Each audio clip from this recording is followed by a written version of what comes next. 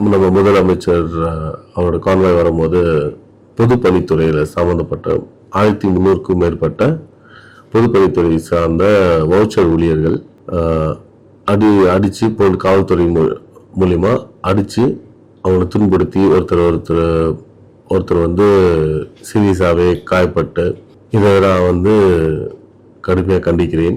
இந்த மாதிரி 10 வருஷமாக அவங்களுக்கு பெர்மனெண்ட் ஆக்காமல் டெம்பரரியாகவே அவங்க வவுச்சர் போட்டு அவங்களுக்கு சம்பளம் கொடுத்துட்டு இருந்திருக்காங்க. அவங்க கோரிக்கை என்னன்னா எங்களை பெர்மனெண்ட் பண்ணுங்கிறது தான் கோரிக்கை.